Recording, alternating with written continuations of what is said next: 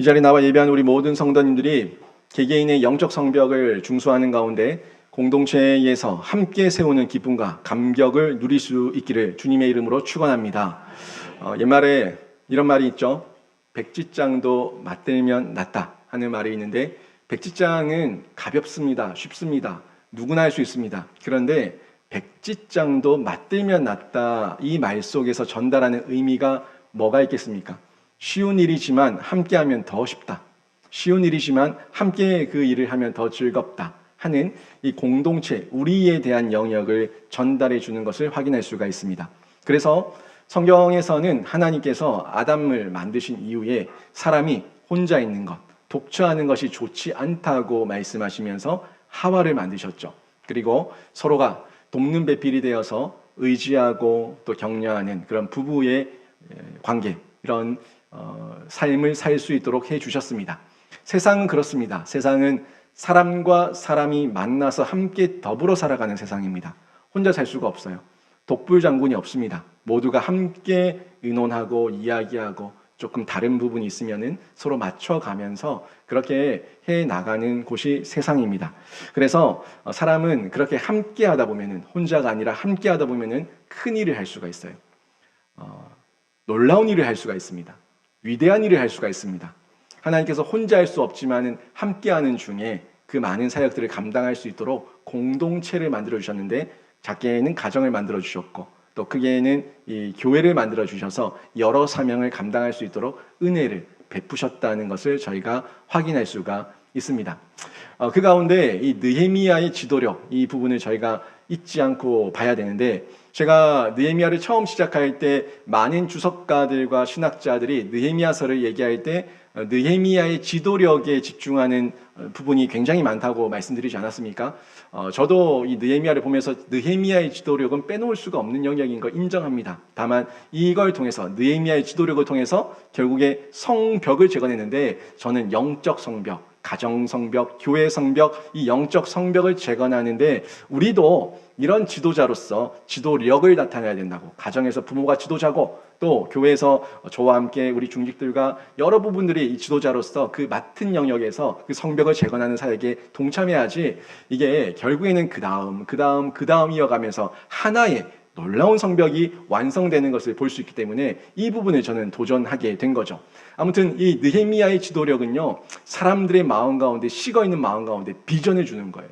열정을 주는 거예요. 끈기를 주는 거예요. 이런 모습들을 계속해서 하나로 모아가지고 그 다음을 일으키게 하는 이런 역사로 나타나게 되는데, 그 다음을 느헤미야가 계속해서 일으키는 거예요. 한 명하고 끝난 것이 아니라 또 그 다음이 있어요. 또 그 다음이 있어요. 또 그 다음이 있어요. 끝날 것 같지만 끝나지 않아요. 계속해서 그 다음이 이어지면서 하나님께서 원하셨던 이 성벽이 다 재건되기까지 계속해서 이어지는 공동체, 계속해서 이어지는 그 다음의 역사가 펼쳐지고 있다는 것을 저희가 이 느헤미야를 통해서, 특히 이 3장을 통해서 확인할 수가 있는 거죠.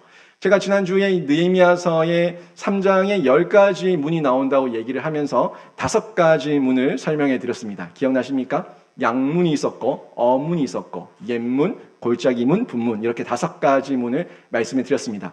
양문은 누구를 제가 의미한다고 설명드렸죠? 어린 양 대신 예수 그리스도. 예수 그리스도를 얘기한다고 했고, 예수 그리스도를 통해서 우리가 양문에 들어오고 또 마지막이 양문으로 끝나고 알파와 오메가 예수 그리스도, 그분만을 통해 가지고 우리가 하나님의 이 제사의 자리, 예배의 자리에 들어올 수 있다는 걸 말씀드렸죠. 하지만 들어오고 난 다음에는 뭘 막아야 된다 그랬어요? 어문, 교회의 뒷문을 막아라. 그냥 들어왔는데 이 물고기, 어문, 물고기가 하나님의 이 풀 안에 들어왔는데 여기서 살아갈 수 있도록, 생명력 있게 살아갈 수 있도록 우리가 그 공간과 환경을 제공해 줘야 되는데, 그게 양육이고 교육이고 훈련이고, 이 사역들을 통해서 이 어문에 들보를 얹고 문짝을 달고 빗장과 자물통을 채워가지고 들어온 이 하나님께 낚인 물고기들이 밖으로 빠져나가지 않도록 어문을 닫아야 된다 하는 부분을 제가 말씀을 드렸습니다. 그리고 옛문 얘기했죠? 옛문은 뭐였습니까?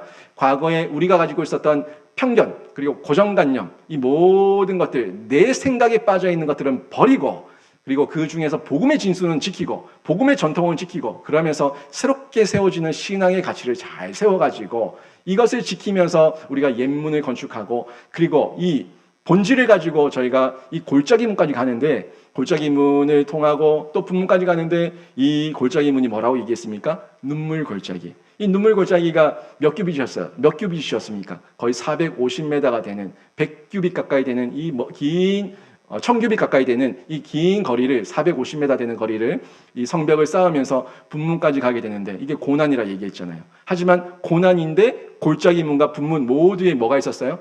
빗장, 문짝을 달고 빗장을 걸고 자물통을 채우고, 제가 뭐라고 얘기했어요? 마음 잘 지키라고. 그 고난과 역경과 어려움이 있다고 할 때 흔들리지 않도록, 우리가 받은 복음의 진수를 잘 지킬 수 있도록 문짝을, 우리의 마음의 문을, 영혼의 문을 지켜야 된다는 것을 얘기했습니다. 그리고 분문, 더럽고 추악한 이 세상 가운데 우리를 향한 공격이 끊임없이 일어나고 있지만 결국 그게 뭐라고 얘기했어요? 고난이 축복이라고 얘기했죠. 왜? 포도주 틀에서 포도주가 쥐어 짜지지만 거기서 극상품 포도주가 나오는 것처럼 우리가 복음의 진수, 그리스도인의 진수가 되어가지고 용사로 세워지는 과정이기 때문에 여기에 다 의미가 있고 우리가 그렇게 하나님 앞에 나가게 된다 하는 부분들을 제가 쭉 설명을 드렸습니다. 오늘은 샘문을 볼 겁니다. 그리고 수문을 볼 겁니다. 마문을 볼 겁니다. 동문을 볼 겁니다. 그리고 한미간문을 볼 겁니다. 이 5가지 문을 볼 건데, 다시 한번 도표를 보면서 위치 한번 잡고 가시죠. 어저께 지난주에 저 왼 위에 양문부터 어문, 옛문, 골짜기문, 그리고 분문까지 이어져 왔습니다. 이제 오른쪽에 보시면은 샘문, 수문, 그리고 마문, 동문, 한미간문, 이렇게 5가지 문을 보게 되는데, 이렇게 10가지 문이 다 세워지는 거예요. 이 3장에서 그 문들을 모두 다 언급하고 있는데, 먼저 보게 될 게 이 샘문과 수문이에요. 샘문과 수문은 저희에게 주는 의미가 생명 회복입니다. 이 생명 회복에 대한 귀한 교훈을 저희에게 전달해 주고 있는데, 생명의 근원, 이 생명의 근원이 어디냐 하는 걸 저희들에게 전달해 주면서, 생명의 근원되는 그 예수님께 우리가 붙어 있을 때, 접속돼 있을 때, 플러그인 돼 있을 때 우리가 수문같이 풍성한 물된 동산 같은 그 은혜를 누릴 수 있다는 것, 이걸 얘기해 주고 있는데, 15절 말씀 한번 보시겠습니다. 15절 보시면은 먼저 샘문입니다. 샘문은 미스바 지방을 다스리는 고로세의 아들 살룬이 중수하여 문을 세우고 덮었으며 문짝을 달고 자물쇠와 빗장을 갖추고, 또 왕의 동산 근처 셀라못가에 성벽을 중수하여 다윗성에서 내려오는 층계까지 이르렀고. 아민. 여기서 지금 보세요. 샘문까지 오기까지 골짜기 문을 지나서 천규빗을 지나고 분문까지 와서 그리고 나서 이 샘문에 이르게 된 겁니다. 이렇게 오게 됐는데, 어려운 시간과 고난과 역경이 있었지만 결국 이르게 되는 문이 어디입니까? 샘문이라고요. 샘문. 이 샘문은요, 말 그대로 생수의 근원이 있는 문입니다. 생수의 근원, 생수의 근원. 이 생수가 있는 곳, 물이 있는 곳이 생명이 있다고요. 생수의 근원이 있고 생명이 근원이 있는 것이 이 샘문인데, 결국에 우리 안에 영적으로 마르지 않는 생명의 생수를 주시는 분, 누굽니까? 예수 그리스도를 의미하는 문이라고 볼 수 있죠. 어저께 지난주에 봤었던 5가지 문 중에 첫 번째가 양문, 예수 그리스도를 의미하는 것처럼, 이제는 이런 역경들과 고난들을 통과하면서 우리를 사명자로 세우실 때 그냥 쓰시는 게 아니라 우리 안에 예수의 생명이 약동하게 하는 거예요. 예수의 생명이 약동하면서 이 가슴에 뜨거운 불이 임하게 되는데, 그 샘문입니다. 양문은 우리를 구원하는 문이에요. 이제 샘문은요, 우리가 사명자로서 쓰임받는 그 출발로서의 훈련과 연단을 받아서 이제는 하나님께 쓰임받을 만한 그릇이 되어가지고 나아가는 그 문이에요. 이 샘문을 얘기하고 있는데, 여기 예수님을 의미하고 있고 물의 근원이 있다는 것을 얘기하고 있습니다. 성도가 그런 사람들이에요. 성도는 마르지 않는 생수 되시는 예수님을 통해 가지고 생명을 얻고 또 다른 사람들에게 흘려보내는 통로, 이 사람들이 성도고 신자라는 것을 저희가 너무 잘 알고 있지 않습니까? 이 사실을 깨닫는 게 사람의 제일 되는 목적과 제일 되는 이유, 내가 이 세상을 살고 있는 그 제일 되는 목적과 사명을 발견한 사람이라고 볼 수가 있습니다. 근데 이 샘문은요, 뭐와 빼놓을 수 없냐면, 샘문이 있으면 수문이 있어야 돼요. 샘문이 있으면 수문이 있어야 돼요. 이게 뭘 의미하냐면요, 예수가 있으면은 성령의 은혜가 있는 거예요. 예수가 있으면 성령의 충만함이 있는 거예요. 이거 떼놓을 수가 없는 겁니다. 예수가 우리 안에 임하면은 성령의 은혜가 있습니다. 예수가 있는데 성령 충만이 없다, 이거 있을 수 없는 거예요. 나에게 성령 충만이 없다? 그럼 예수가 나와 지금 멀어져 있는 거예요. 내가 플러그인 있지 않은 거예요. 접속되어 있지 않은 거예요. 그래서 예수와 성령 충만을 떼놓을 수 없는 것처럼 이 샘문과 수문을 떼놓을 수가 없는 거예요. 이 수문은 좀 뒤에 나옵니다. 26절에 나오는데, 그러니까 지금 15절부터 25절까지가 계속 이어지는 게 다 샘문이에요. 샘문을 길게 설명하고 있고, 그 다음 문이 26절에 이 수문에서 나오게 되는, 수문이 26절에 나오는데, 잠시 보시면은 그때에 느디님 사람은 오벳에 거주하여 동쪽 수문과 마주대한 곳에서부터 네민망대까지 이르렀느니라. 아멘. 수문은요, 여러분 방금 말씀드린 것처럼 성령의 충만입니다. 강같이 흐르는 성령의 충만입니다. 강같이 흐르는 성령의 은혜입니다. 이게 흐르는 이 강같이 흐르는 성령의 은혜가 있으면은 우리 안에 풍족함이 있고 평안함이 있고 그리고 평화를 누리게 되는 거예요. 성령의 평화죠. 예수의 평화죠. 이걸 누리게 되는데, 샘문이 있으면 수문이 오는데 예수가 있으면 성령 충만이 온다. 수문은 성령 충만을 얘기하고 있다. 같은 의미에서, 맥락에서 살펴보시면 됩니다. 그런데요, 여러분 잘 보세요. 제가 여기서 아주 중요한 거 하나를 발견했는데, 성문마다 뭐가 있다고 했어요? 성문을 건축했다고 얘기했죠. 건축했다고 얘기했어요. 그리고 또 뒤에는 어떻게 얘기해요? 중수했다고 얘기했어요. 근데 수문은요, 26절, 27절 잘 보세요. 수문은 건축도 없고 중수도 없습니다. 그런 표현을 전혀 쓰고 있지 않습니다. 뭐 때문일까요? 문이 열려 있어도 예수의 생명은 끊어지지 않는 근원이기 때문에 흘러나가야 되기 때문에 계속 흘러나가는 생수의 강이기 때문에 문짝이 없어요. 자물통이 없어요. 이 빗장이 없어요. 열려 있어요. 건축이 없어요. 중수가 없어요. 그렇지만 어떻습니까? 물된 동산이에요. 굉장한 의미를 전달해 주고 있습니다. 예수 안에 있으면요, 우리 안에 있는 그 예수를 통해서 우리에게 부어지는 생수의 강, 생수의 생명은 끊임없이 날마다 차고 넘치는 물된 동산 같은 은혜의 강인 줄로 믿습니다. 이 수문이에요. 이 수문. 놀랍죠? 샘문을 통해서, 예수를 통해서 우리 안에 성령 충만이 올 때는 끊어지지 않아요. 접속만 돼 있으면은 오늘도, 내일도, 때마다, 시마다, 일마다 우리에게 부어주는 성령 충만의 은혜를 맛볼 수가 있기 때문에 그 문에 대해서 빗장도, 문짝도, 건축도, 중수도 아무 얘기가 없어요. 예수만 들어오면은 수문은 채워지는 거예요. 예수만 우리에게 있으면 수문은 채워지는 거예요. 이 은혜를 여기서 제가 발견하게 되는데, 여러분, 그런데 이 수문을 누가 중수하는가 보라고요. 누가 중수합니까?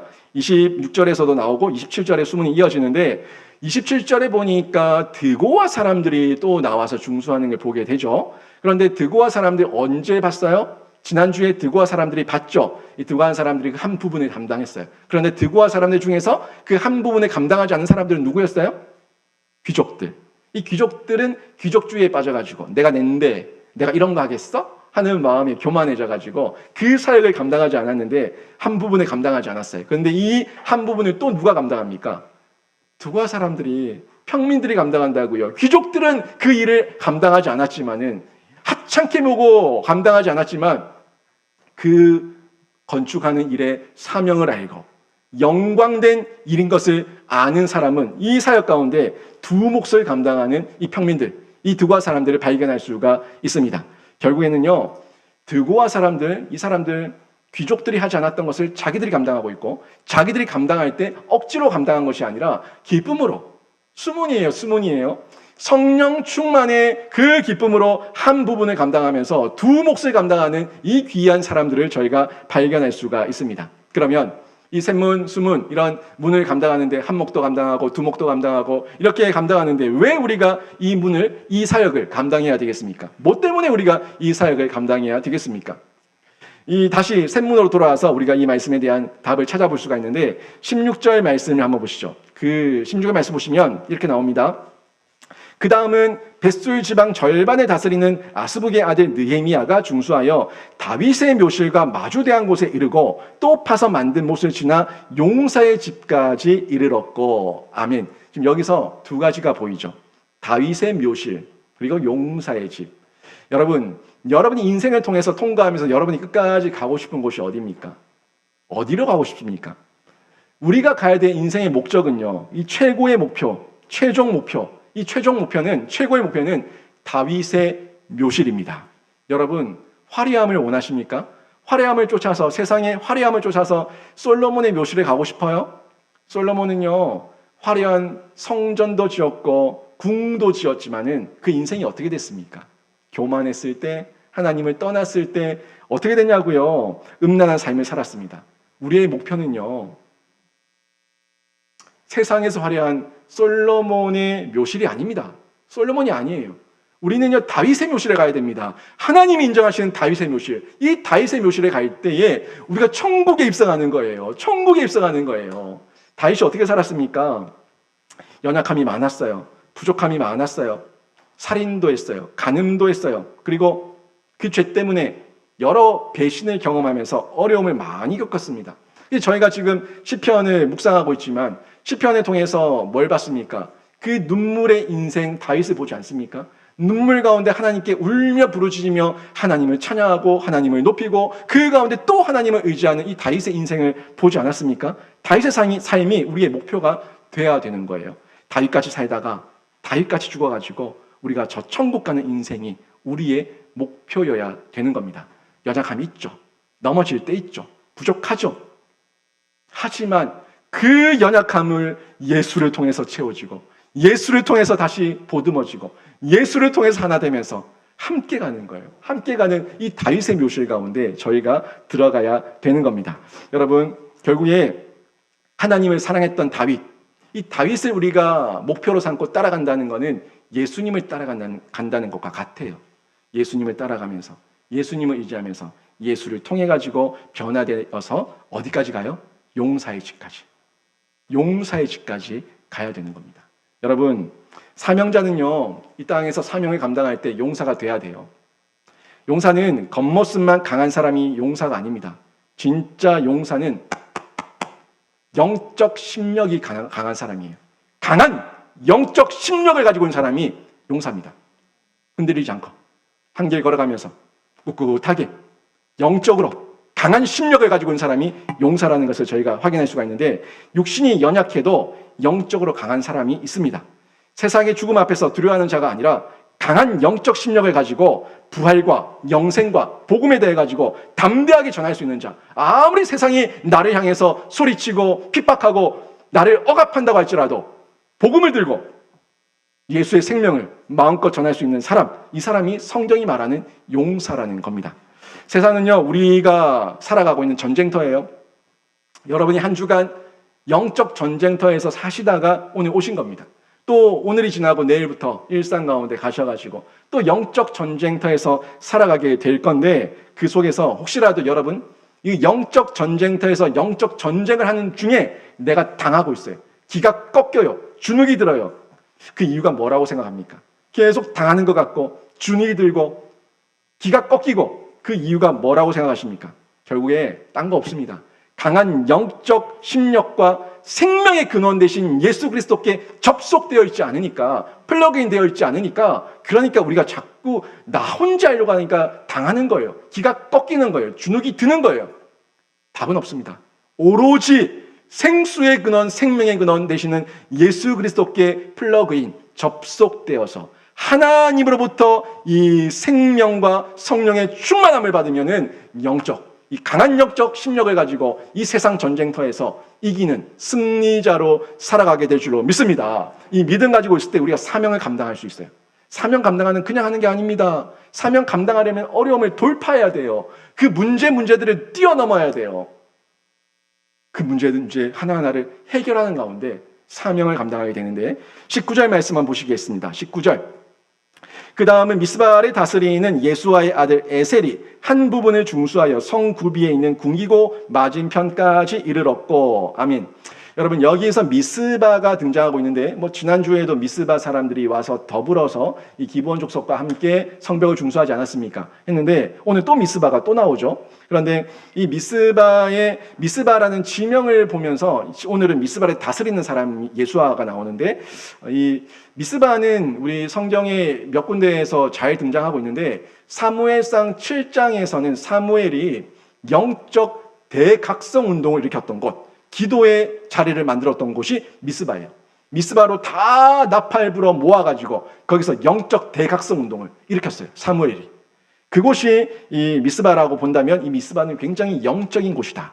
이렇게 볼 수가 있는데 사사기 20장에도 보니까 이 사사기 20장에서는 미스바가 어떻게 기록되냐면 베냐민 지파 자손이 레위 사람의 첩을 간통해가지고 간음해가지고 범해가지고 베냐민 한 지파 그리고 나머지 11지파가 이 한 지파 대 11지파가 전쟁이 일어납니다. 전투가 일어나는데 이 음행의 문제가 일어났던 곳이 이 미스바라는 것을 확인할 수가 있습니다. 결국에는 이 미스바를 지금 이런 영적인 곳 또 음행이 있었던 곳으로 볼 수가 있는데 이렇게 의미 있는 곳에 이 미스바를 다스리는 예수아가 그 예수아의 아들 에셀이 셈문의 한 부분을 중수하고 있는 것을 볼 수가 있어요. 그런데 여러분 잘 보시면은 이 고난의 부분을 얘기했던 우리 지난주에 봤었던 고난의 부분을 얘기했던 분문은 13절, 14절 두 절로 끝이 나거든요. 두 절로 끝이 나요. 고난을 얘기할 때는. 그런데 지금 오늘 보니까 이 생명과 사명을 얘기하는 셈문, 이 셈문을 중수하는 내용은요. 15절부터 22절까지 11절을 할애하고 있습니다. 그러니까 보세요. 3장이 32절까지 있다고요. 32절 중에 11절이 제일 많은 분량입니다. 11절이 어느 문에 집중하고 있어요? 셈문. 이 셈문에 집중하고 있다고요. 그리고 3장에서 제일 많이 등장하고 있는 말이 그 다음인데 결국에는 11절을 쓰고 있으니까 그 다음을 제일 많이 쓴 이 문이 어느 문일까요? 셈문이에요. 셈문에 가장 많은 그 다음이라고 하는 이 내용들이 쭉 나오게 되는데 저는 셈문은 제가 생명을 얘기한다고 했습니다. 그리고 사명 감당을 얘기한다고 했어요. 생명을 받은 사람이 생명을 흘려보내서 함께 사명을 감당할 때는 혼자가 아니에요. 이렇게 많은 사람들이 동원된다고요. 나 한 사람이 사명받았어요? 또 다른 사람이 사명받아요. 또 다른 사람이 사명받아요. 사명이 모여서 공동체의 사명이 되는 거예요. 공동체의 사역을 일으키게 되는 거예요. 이 셈문을 통해서 이 놀라운 사실을 저희가 발견하게 되는데 사명과 사명, 개개인의 사명과 사명이 모여서 공동체, 이 교회라고 하는 사명이 만들어지고 이것이 하나님께 올려지게 될 때에 하나님께서 그 사명의 열매와 소출을 받으시는 아름다운 봉헌이 되는 줄로 믿습니다. 사명 같이 하는 겁니다. 여러분 혼자 하는 거 아니에요. 같이 하는 거예요. 사명을 같이 하는 거예요. 이걸 보셔야 된다고요. 그리고 한 가지 더 볼 것이 20절에 보니까 이 셈문을 쭉 얘기하는 중에 20절에 보니까 한 부분을 감당했었던 이 바룩이라고 하는 사람이 등장하는 걸 보고 있어요. 제가 이 셈문에 등장했던 사람들 15절부터 지금 25절까지의 이 셈문을 쭉 얘기하는 중에 사람들 이름이 거론된 사람들을 대략 세봤어요. 대략 세봤는데 거의 30명 돼요. 거의 30여 명이 되는데 이 30여 명 중에 느헤미야가 성경을 통해서 이 바룩에게만 특별하게 치하하는 부분이 있습니다. 뭐라고 얘기하고 있냐면 바룩에게만 힘써 중수했다. 힘써 중수했다는 표현을 단 한 사람 바룩에게만 쓰고 있는 것을 제가 확인했습니다. 그러니까 성경을 보니까 20절에 이렇게 나오죠. 한 부분을 힘써 중수하여, 한 부분을 힘써 중수하여 성구비에서부터 대제사장 엘리야십의 진문에 이르렀고 라고 표현하고 있는 걸 확인했는데 여러분 여기서 20절을 잘 보세요. 한 부분을 힘써 중수했는데 지금 누구 이름이 또 나옵니까? 대제사장 엘리야십의 이름이 등장하는 걸 보게 되는데 저는 이 바룩이 정확하게 성경에서 어디까지인지 정확하게 표현은 하고 있지 않지만 이 대제사장 엘리야십을 다시 그 절에서 함께 언급하는 걸 봐서 바룩이 대제사장 엘리야십의 한 영역을 돕는 이 도우미 또는 이 동력자로서 그 사역을 감당했다는 것을 생각할 수 있었습니다. 그런데 이 대제사장 엘리야십은 요즘으로 얘기하면은 그 목회자예요, 목회자. 단임 목회자 이렇게 볼 수가 있겠죠. 바룩이 힘써 중수한 한 부분이 딴 것이 아니라 목회자였던 엘리야십을 돕고 그에게 힘을 실어주고 또 동력하는 이 영역을 감당했다는 걸 볼 수가 있는데 그럼 왜 느헤미야가 힘써라고 얘기를 했을까요? 뭐 때문에 힘써라는 얘기를 했겠습니까? 사실 교회에서 이 단임 목회자를 돕는다는 것은 상당히 어려운 부분입니다. 단임 목회자의 이 목회 철학을 이해하고 공유하면서 그 사역을 함께 한다는 것은 여러 가지 시간이 걸릴 수도 있고 여러 가지 내 마음 가운데 이해가 안 될 수도 있고 어려운 부분이에요. 저도 부교육자 생활했지만 담임 목사님을 모시면서 그분들을 다 이해하고 그분들의 목회 방향에 제가 조력한다는 것은 상당히 어려운 부분이었다는 것을 생각하게 됩니다. 그분의 마음을 온전히 다 모르기 때문에 그런 생각을 하게 되는데, 그래서 이 교회에서는 어떻게 보면은 담임 목사를 모실 때 많은 부분에서 청빙할 때 굉장히 중요하게 보면서 신중을 기하지 않습니까? 그만큼 담임 목사의 영향력이 크기 때문에 그렇습니다. 성도도 중요하고 중직들도 중요하고 다 중요하지만 목회자 한 명이, 담임 목회자 한 명이 무너지면은 교회에 끼치는 그 악한 안 좋은 영향력은 너무나 크기 때문에 치명적인 영향을 줄 수 있기 때문에 그런 부분에서 이 담임 목사를 보호하고 또 담임 목사의 그 사역들을 돕는 이런 방향으로 흘러가게 되는데, 이런 것들을 하게 되는데, 그러다 보니까 교회 공동체는 좀 더 담임 목사, 담임 목회자에게 보필하고 도와주는 그런 모습들을 하게 되죠. 근데 이게 힘든 사역이라고요. 힘든 거라고요. 어려운 일이라고요.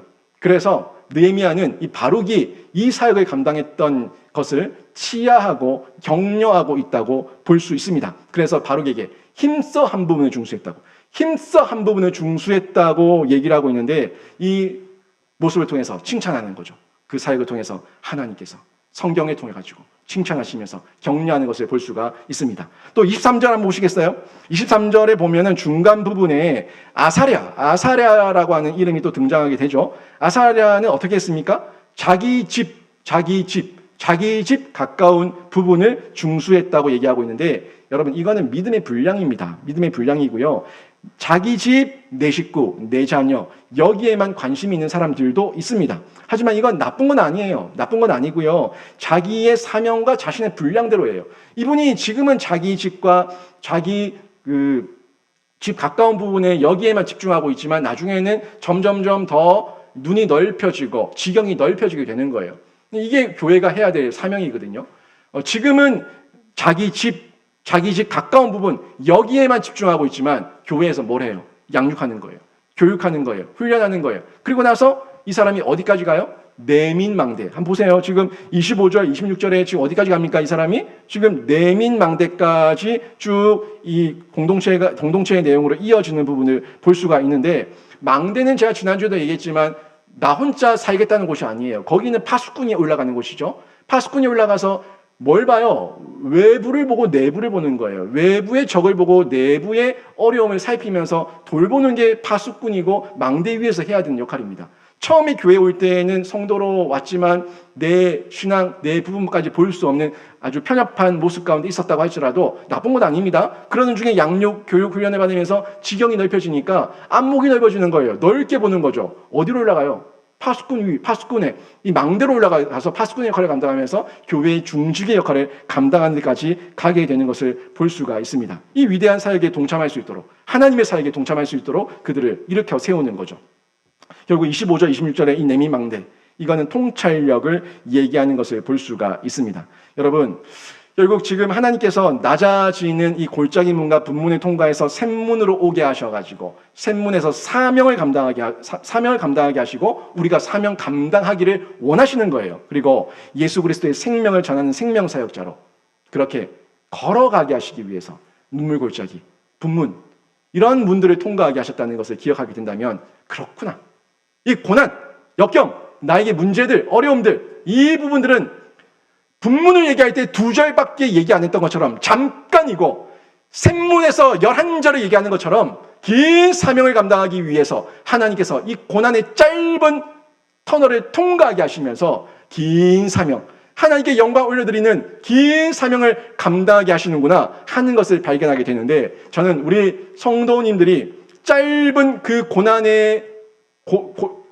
골짜기, 그 골짜기 문과 분문을 통과하는 중에 실족하지 마시고 넘어지지 마시고 그까지 샘문까지 나가셔가지고 생명사역, 이 사명 감당하는 귀한 성도들 다 되시기를 주님의 이름으로 축원합니다. 이 가운데 저희들이 영권이 회복됩니다. 영권. 여러분, 영권이 뭡니까? 영적 권세예요. 영적 권세가 영권입니다. 영적 권위가 영권이에요. 이 영권을 우리가 회복해야 되는데, 보통은 이 영권이 세상적으로 치우쳐져 있으면 교만하거든요. 교만한 영권이에요. 교만한 이 권위를 가지고 있는 사람들이 굉장히 많습니다. 이 부분을 저희가 다 버리면서 영권을 회복해 나가는데, 28절과 29절을 한번 보실까요? 보시면은 마문 위로부터는 제사장들이 각각 자기 집과 마주대한 부분을 중수하였고, 그 다음은 인멜의 아들 사독이 자기 집과 마주대한 부분을 중수하였고, 그 다음은 동문직이 스가냐의 아들 스마야가 중수하였고. 아멘. 지금 이제 마문이 등장합니다. 셋문 지났어요? 수문 지났어요? 마문이에요. 이 마문은 여러분 어떤 의미가 있겠습니까? 마문은요, 말과 함께 들어가는 문이 마문이에요. 말 맞자 마문 그대로입니다. 말이 들어가는 문인데, 말은 과거에 어떤 사람들이 탔을까요? 지위가 높은 사람들, 권위 있는 사람들, 권력가들, 이런 사람들이 말을 탔다는 걸 볼 수가 있죠. 그래서 이 마문을 지금 누가 직접 나서가지고 중수합니까? 제사장들이, 양문을 중수했었던 이 제사장들이 이 마문에서도 솔선수범해가지고 직접 나서서 자기 집과 마주대한 부분, 자기 집과 마주대한 부분을 중수하는 것을 볼 수가 있습니다. 지위와 권력의 상징인데, 내 거 스스로 하는 거예요.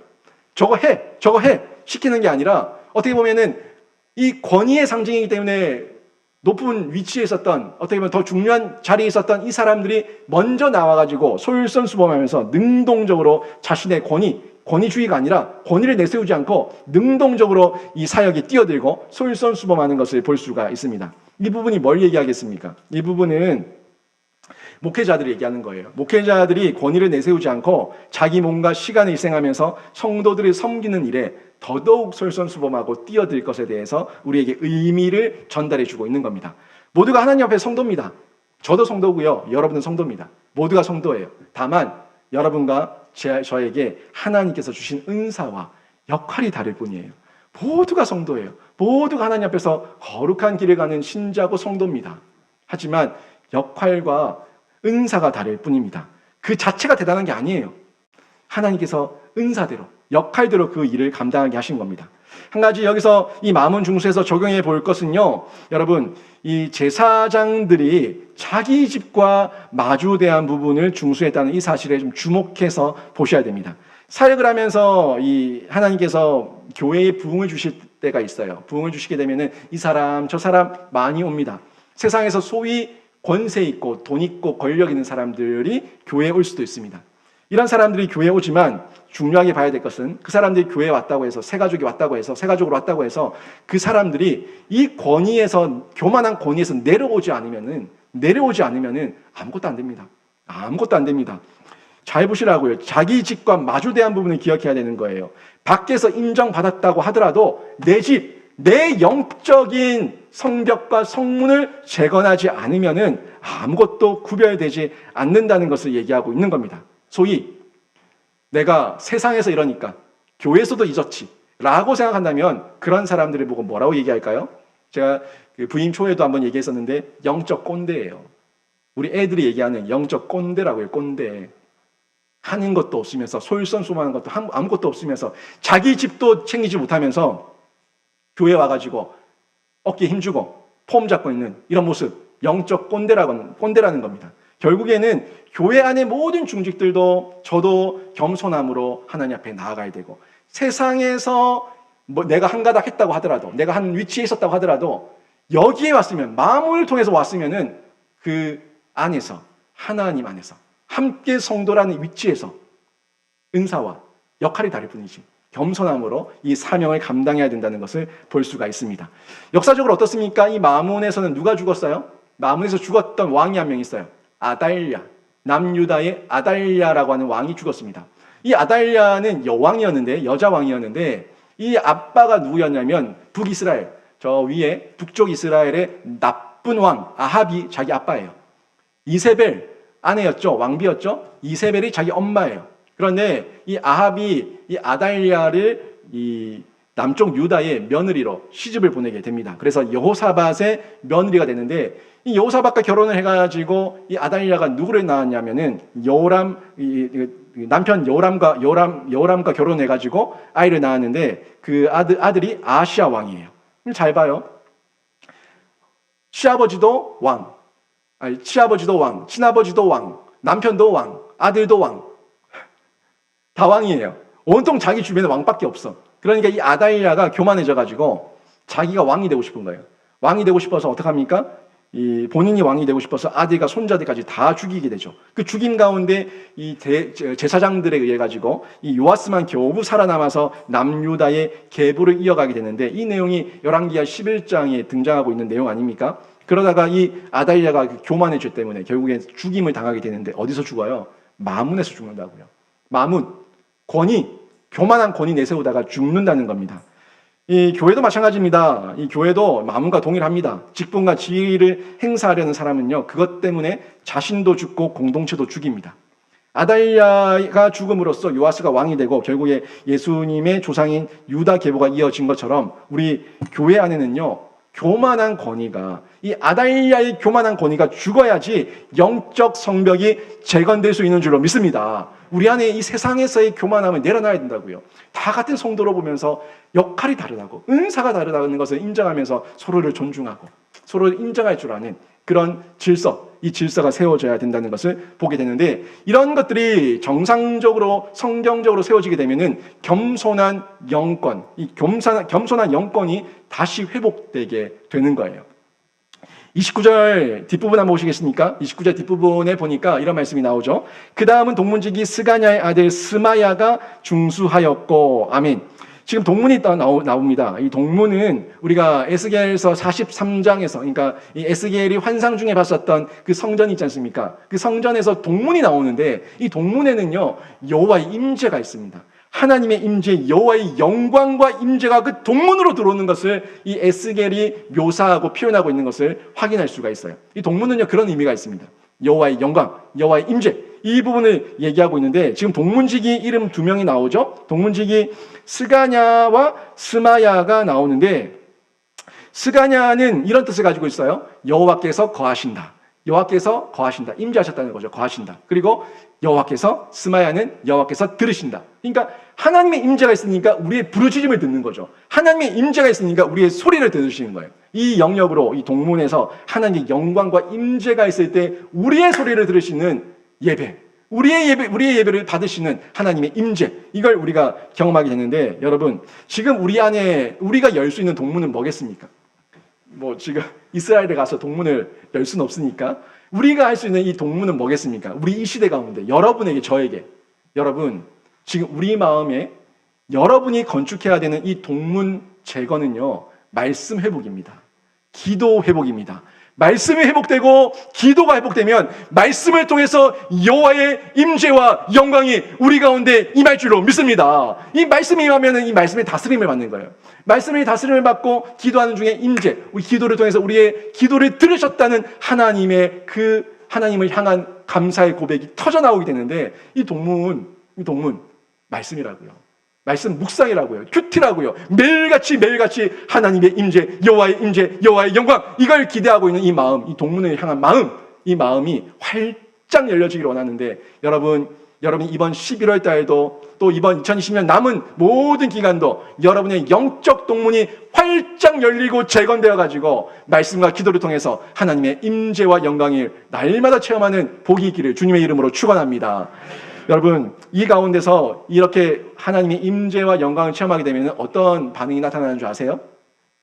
내 삶이 이해가 되고 해석되기 시작합니다. 왜? 하나님, 제가 뭘 했다고? 왜 저에게? 왜 우리 남편에게? 왜 우리 아내에게? 왜 우리 자녀에게? 언제까지? 왜 이러십니까? 제가 무슨 죄를 그렇게 지었습니까? 이런 해석되지 않아가지고, 이해되지 않아서 하나님께 따질 때 있잖아요.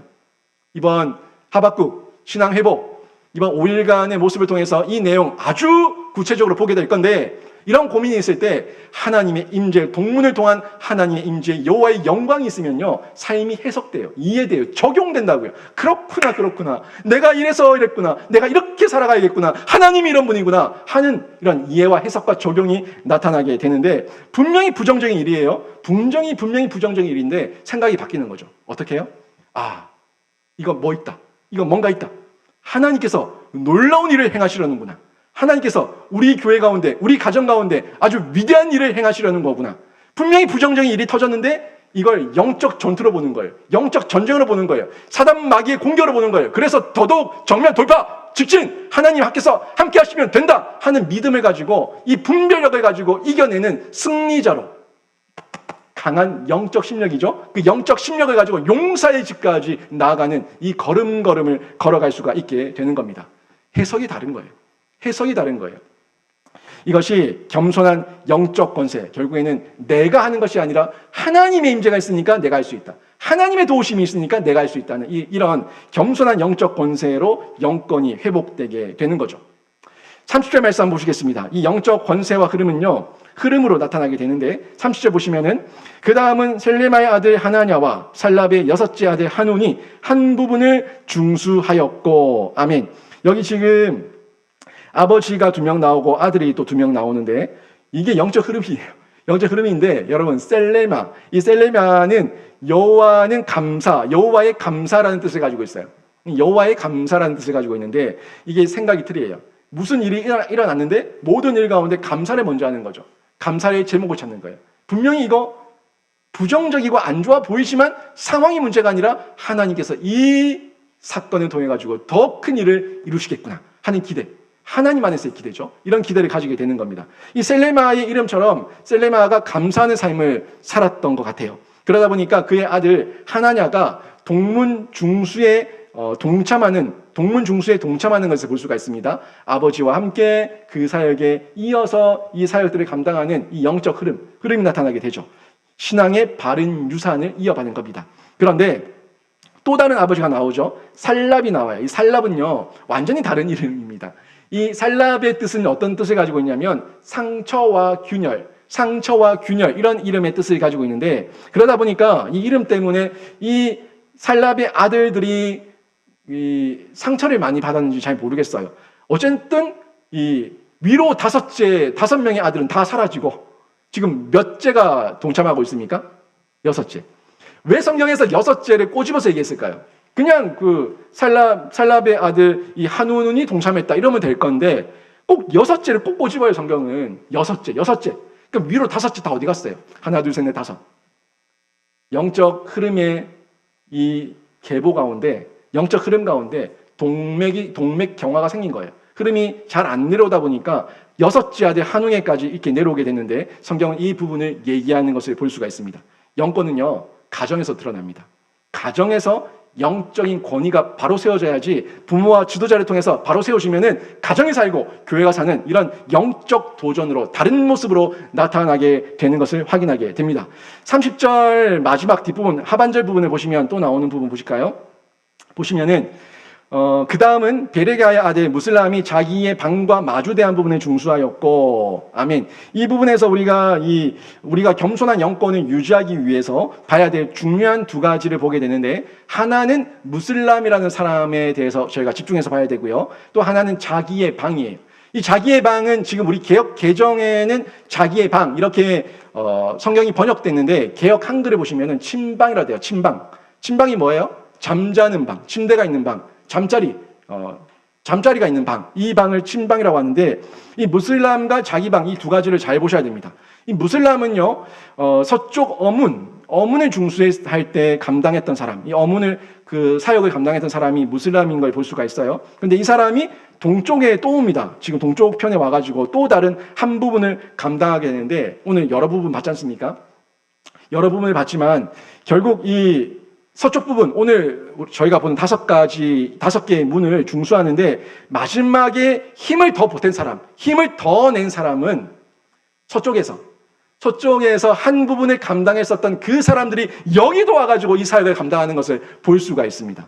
무슨 말입니까, 여러분? 결국 여기서 성경의 진리를 발견하는 거예요. 성경의 복음을 발견하게 되는 거예요. 마태복음 25장 29절에서는 이렇게 말씀하고 있습니다. 무릇 있는 자는 받아 풍족하게 되고 없는 자는 그 있는 것까지 빼앗기리라. 아멘. 무릇 있는 자는 받아서 풍족하게 되고 없는 자는 있는 것까지 빼앗기리라. 보세요. 드고아 사람들 보지 않았습니까? 드고아 귀족들이 풍족했지만 감당하지 않으니까 이 사명을 감당하는 영광을 누가 감당해요? 그 다른 사람들이, 그 평민들이 그 사역을 감당하게 되는 거예요. 하나님 나라 일이 그렇습니다. 무릇 있는 자는 받아서 풍족하게 되고, 하나님의 사명 가운데 사명을 감당한 사람은 더 큰 사명을 감당하게 되고, 하나님 사명 가운데 감당하지 않고 뒤로 빠지는 사람은 그 은사까지도 재능까지도 빼앗기게 된다는 아주 중요한 내용을 전달해 주고 있습니다. 이거는 복음의 핵심이고 또 우리에게 전달해 주는 성경의 원리이기도 하지만 우리에게 주는 무서운 얘기이기도 합니다.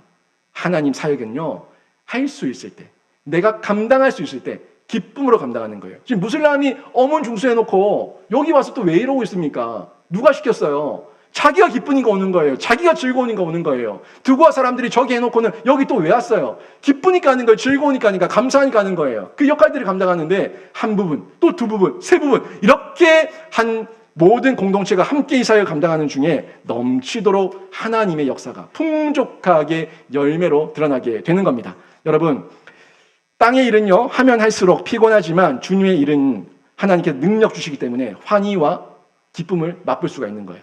그 가운데 저희가 자기방, 이 친방을 잘 살펴야 되는데, 여러분, 자기방은요, 이 영적 성벽을 중수하는 데 굉장히 중요한 부분입니다. 부부, 그리고 부모로서, 미혼 자녀로서 자기 역할에 맞게끔 자기의 성전을 관리하십시오.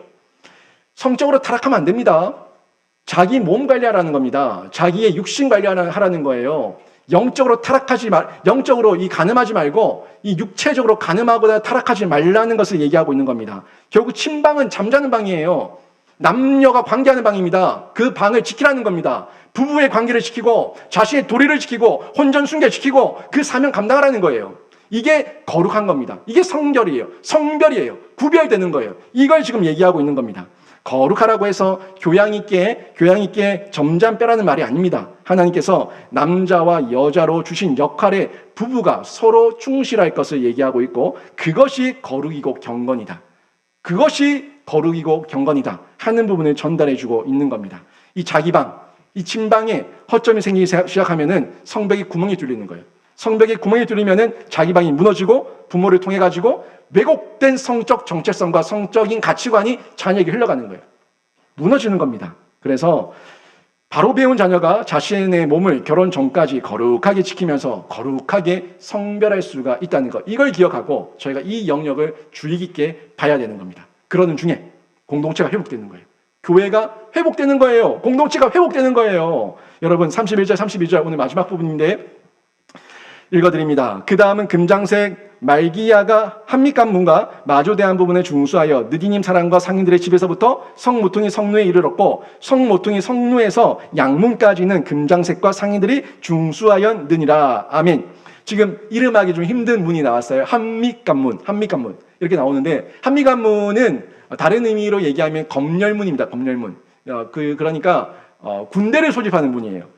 이 비상사태가 되어가지고 나팔을 불면은 이스라엘 전역에 흩어져 있던 이 남자들이 몰려 들어와서 검열을 받고 군인으로서 역할을 감당하는데 이 문이 한미관문입니다. 군사 소집과 관련된 문인데 군대는 어떻습니까?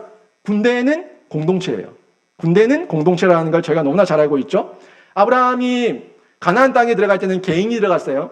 개인이 들어갔다가 하나님께서 이 야곱 때에 애굽으로 들어가게 하셔가지고 나중에 모세 때에 출애굽하게 하시는데 그때 출애굽기 12장 41절에 보니까 개인으로 들어갔던 이 가나안 땅에 들어갔던 아브라함이었지만 이 아브라함의 민족이 어떻게 나옵니까? 뭐라고 표현하고 있습니까?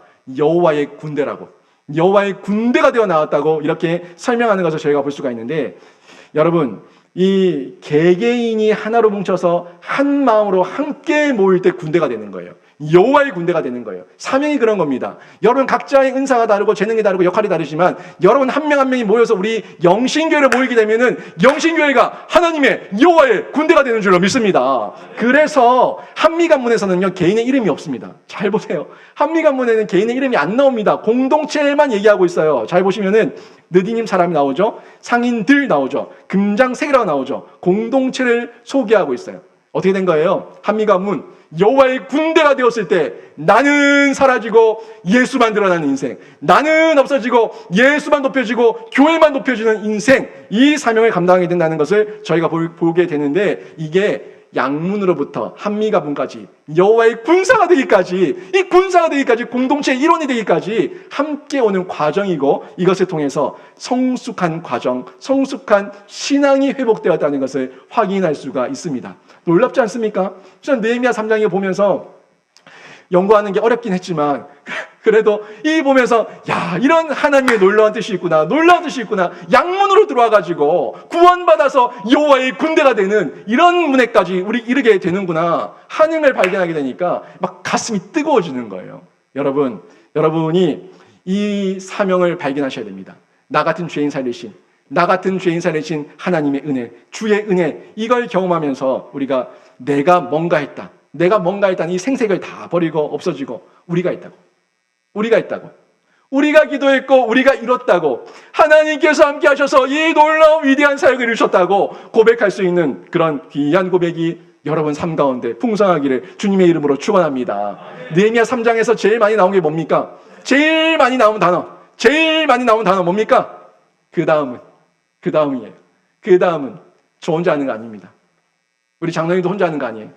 권사님들, 안수집사님들 혼자 하는 거 아닙니다. 그 다음은 이 사명이 계속해서 이어지는 흐름으로 드러나게 되는데, 이 그 다음 한 사람이 한 부분을 짓고 그 다음 사람이 또 한 부분을 짓고 계속해서 이어지는 동참을 통해서 어떤 이는 한 부분을 감당하기도 하고 어떤 이는 두 부분을 감당하기도 하면서, 그러면서 모든 무너졌던 성벽들이 온전하게 재건되는 은혜를 경험하게 되는 겁니다. 저는 우리 성도님들이 그 다음의 주인공,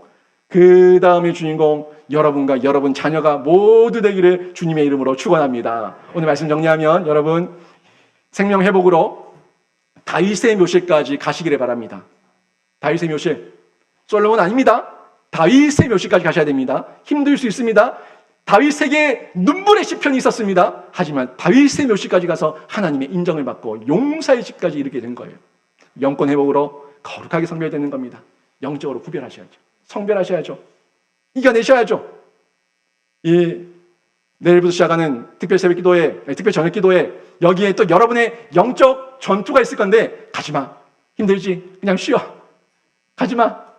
그 영적 흔드는 공격이 있을 때 벌떡 일어나셔가지고 거룩하게 여러분의 영과 육을 성별하시면서 뛰어나오시기를 바랍니다. 그리고 교회 회복으로 우리 모두가 함께 그 다음의 역사를 이어가는 귀한 공동체가 되기를 원합니다. 각자의 분량대로 그렇게 쓰임받는 우리 모두가 될 때 생명사회 공동체, 여러분 가정이 되고 우리 교회가 되고 모두가 주 앞에 마음껏 쓰임받게 될 텐데, 이 사명 가운데 함께 한 걸음 함께 가는 여호와의 군대로 우리 모두가 나가기를 주님의 이름으로 축원합니다. 아멘.